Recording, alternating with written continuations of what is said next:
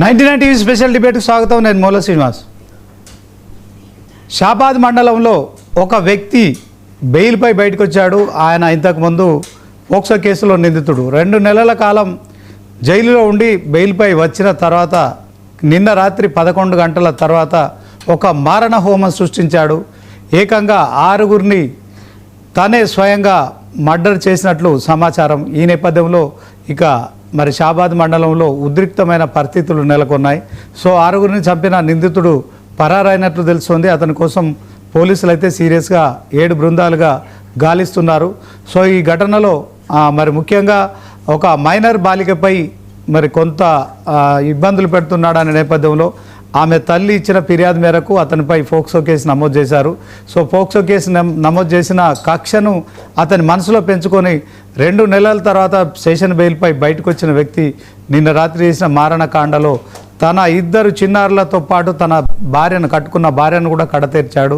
వద్దని చెప్పి వారించిన నేపథ్యంలోనే భార్యను చంపి అక్కడే ఉన్న నిద్రిస్తున్న పసిపిల్లలు వాళ్ళిద్దరిని కూడా చంపాడు. ఈ నేపథ్యంలోనే ఇక ఆ అమ్మాయి ఎవరైతే ఉన్నారో గతంలో వేధించిన అమ్మాయి విషయంలో ఆమె తల్లిని ఆ అమ్మాయికి సంబంధించిన నానమ్మను అందరినీ కూడా కడతీర్చాడు. అమ్మాయిని మాత్రం ఊరు బయటికి తీసుకెళ్ళి మరి ఇక మర్డర్ చేసినట్టు తెలుస్తుంది. ఈ అంశంలో మనం ఈరోజు చర్చ చేయబోతున్నాం. దీంట్లో మరి ప్రముఖ మానసిక వైద్య నిపుణులు డాక్టర్ పి కిషన్ గారు మనతో జాయిన్ అవుతున్నారు. ఆయనతో మాట్లాడదాం.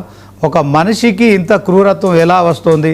సో నిజంగానే వేరే వాళ్ళు కేసు పెట్టారు కనుక వాళ్ళను పగ తీర్చుకునే విషయంలో నిజంగానే హత్య చేశాడంటే దాంట్లో ఒక న్యాయం ఉందనుకోవచ్చు, లేకుంటే అతని పగకు అది కారణం అనుకోవచ్చు.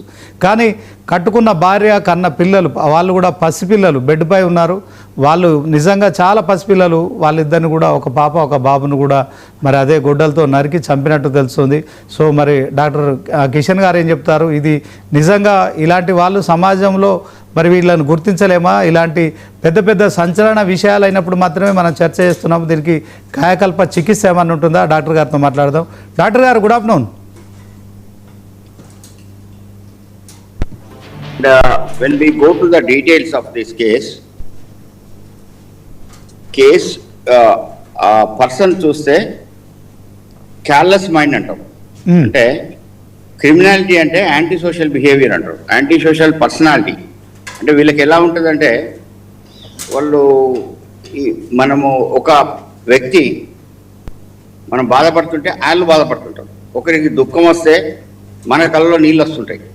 దీన్ని ఎంపతి అంటారు. ఇలాంటి వ్యక్తులకు సహ అనుభూతి అంటారు. దాన్నే సహ అనుభూతి. వాళ్ళు అంటే ఉండవు, అంటే క్యార్లెస్నెస్ అంటారు.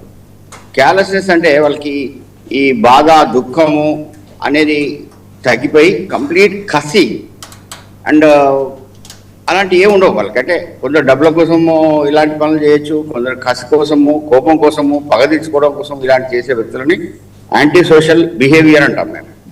ఇక్కడ క్లియర్ కట్గా కేసు పూర్వాపరాలు చూస్తే ఆయన చేసిన నేరమే చాలా జుగుప్సా, చాలా నేరము. I think I want to know that ఆమె హ్యాండిక్యాప్డ్ అమ్మాయి కదా? ఒక నేను కరెక్ట్ అయితే ఆమె హ్యాండిక్యాప్ అమ్మాయి అని నాకు ఇన్ఫర్మేషన్ అనిపించింది. అలాంటి అమ్మాయి మీద చేయడమే, అలాంటి ప్రవర్తనే చాలా ఘోరమైన ప్రవర్తన. దానికి కూడా ఇదే బిహేవియర్ ముఖ్యమని నేను అనుకుంటున్నా.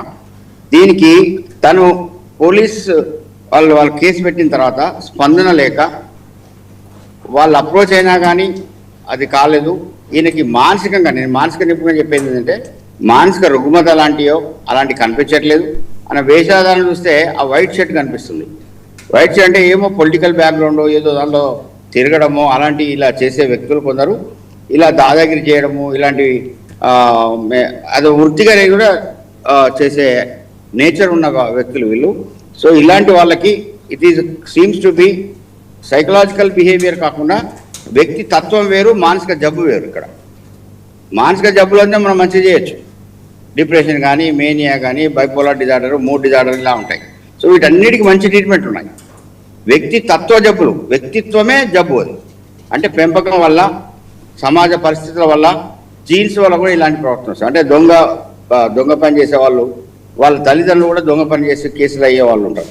సో ఇలాంటి జెనెటిక్గా రావడం కానీ లేకపోతే వ్యక్తి పరిస్థితులుగా ఫ్యామిలీ పరంగా కుటుంబ పరంగా అండ్ ఆయన నివసించే పరిస్థితులు చైల్డ్హుడ్ బిహేవియర్ వల్ల ఈ క్యాలెస్నెస్ అంటే వ్యక్తి లోపల యాంటీ సోషల్ బిహేవియర్ లాగా వస్తుంది. వీళ్ళు హత్య చేసినా ఏం చేసినా ఆ బాధ అనేది ఉండదు జనరల్లీ. సో అలాంటి పర్సనాలిటీ మేము యాంటీ సోషల్ పర్సనాలిటీ అంటాం. క్రిమినాలిటీ అనేది దానికి మూలం.